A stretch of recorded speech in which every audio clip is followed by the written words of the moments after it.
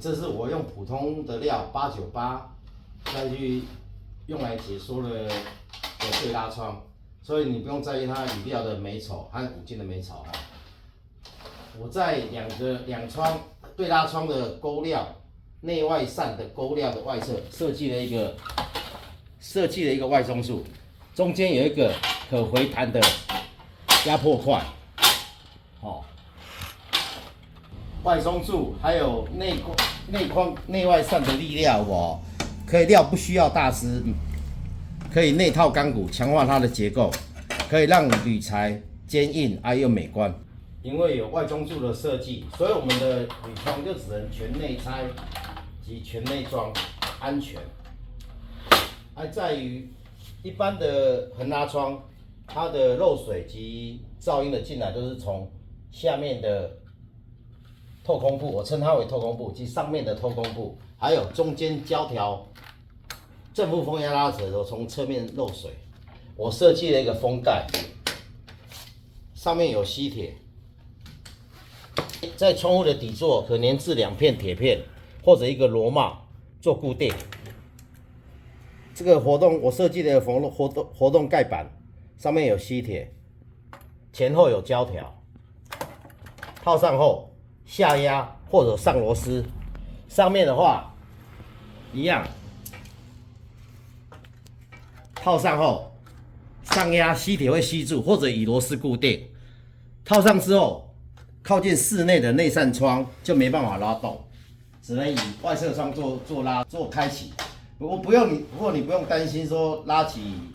外扇窗时会有脱落的危险，因为有外中柱挡。上下的盖板将透空部封死后，靠近室内的内扇窗将没办法拉动，只能以外侧窗做活动。侧面可以使用破紧装置，也可以像用传统的三角块破紧，因为靠近室内的内扇窗，下一次准备双内拆起窗才会再动到。好，先暂停。好，关窗后，侧面有设计一个培林转环及可上拉的鹰嘴钩，上下折的时候可破紧刚才封上的盖板的前后胶条及下面的前后胶条。好，刚才两个钩料外侧的外中柱上有一个可以回弹的中空向前破紧的破紧块，外扇窗有一个贯穿孔，内扇窗有一个中控装置。当关窗后，上折贯穿把手贯穿后会顶着开始旋转，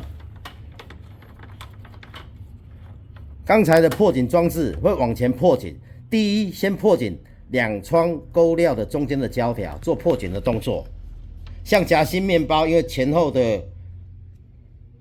面的培林可做微调，做中间破紧的动作，防止正负风压拉扯时台风从这边灌水。在继续旋转的时候，会继续破紧内扇窗靠内的胶条，上下靠内胶条及刚才盖上的封口盖的前后胶条，做破紧的动作。锁上之后，外中柱除了可以阻挡台风正风压，让两只钩料变形，并承受负风压拉扯时，透过中控装置回灌到外中柱的支撑力。刚才说的封口盖封上之后，只有下一次可能1-2年后要拆起窗，全内拆起窗户的时候才会再动到。而中间的这个中控装置，只有台风或隔音需求才需要用到，可能1年用不到5次。平常只要拉窗，以这个主开关作为关起的动作，因为外中柱是安装于传统横拉窗的纱窗位置，所以没有传统的纱窗，不影响景观。开窗之后拉上纱窗或者做纱窗联动做操作。